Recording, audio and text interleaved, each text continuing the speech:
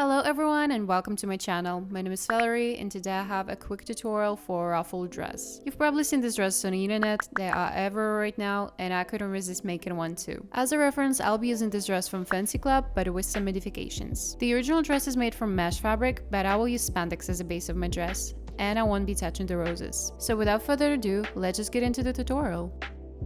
To sew this dress, you will need two types of fabric. For the base of the dress, you can use any stretchy fabric. I choose spandex. For the ruffles, I recommend using chiffon. It will make the ruffles more flowing and lightweight. So let's start by printing the pattern. You can find a link to the pattern in the description down below. To assemble your pattern, first trim the edges where needed. Then tape everything together and cut out all the pattern pieces.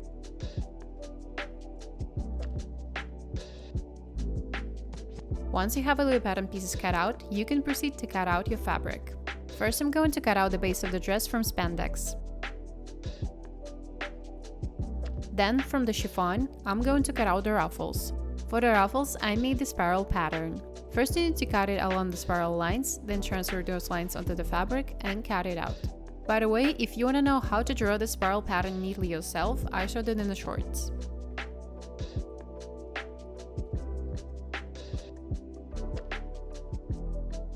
And here's the neat ruffle we ended up with.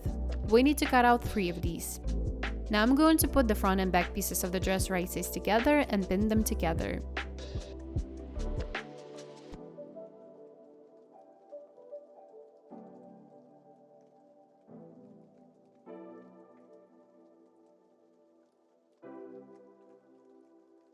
Now I'm going to transfer these side marks from the pattern to the dress, and I'm going to stitch the side seams up to these marks. I'm going to use an overlocker, but if you don't have one, you can just use an overlock stitch or a zigzag stitch on your home sewing machine. Now let's finish the top of the dress. I tried the dress on and it feels well without slipping, so I'll finish the top in the usual way I always finish the edges. First I'm going to overlock the edge, then fold it once and stitch it slightly pulling the fabric. If the dress doesn't stay securely in you can attach an elastic here. Essentially, it's the same process. You just place the elastic underneath the stitch. Now we need to attach the ruffles, but first we need to finish their edges. There are several ways to do this. If you have an overlocker, you can just finish them with a rolled hem. If you don't have an overlocker, you can also finish them on a sewing machine. First, fold the edge by about 5 mm and press it with an iron. Then make a straight stitch close to the edge. After that, trim the excess fabric close to the seam, fold it over and make another straight stitch.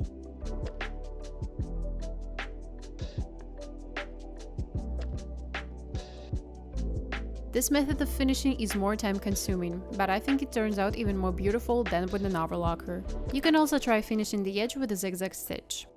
I trimmed the ruffles to the length I wanted and finished all the edges. On the original dress, the ruffles hang down from the dress, so I recommend pin the ruffles to the dress, try it on, and then cut off the excess lengths. Now I'm going to pin the ruffle to the dress in a way that leaves tails of equal lengths on both sides.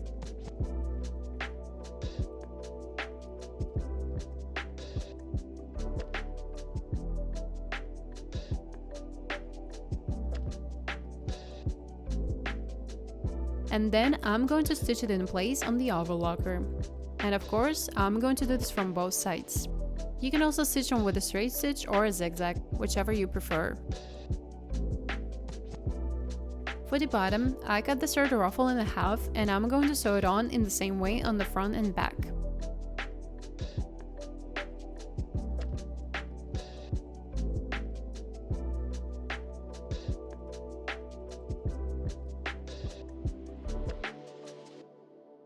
The last thing I'm going to do is hide these thread tails using a darning needle.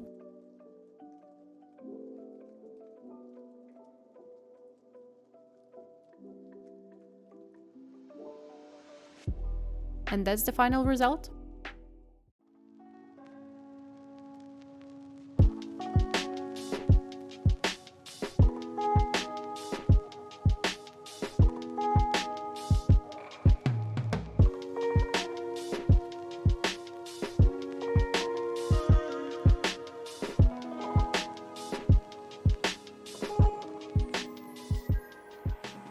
So that is how you make this dress. I hope this tutorial was helpful. So if you like this video, feel free to give me a thumbs up and subscribe to my channel. You can also subscribe to my Instagram. Thank you guys so much for watching, and I'll see you in the next videos. Bye!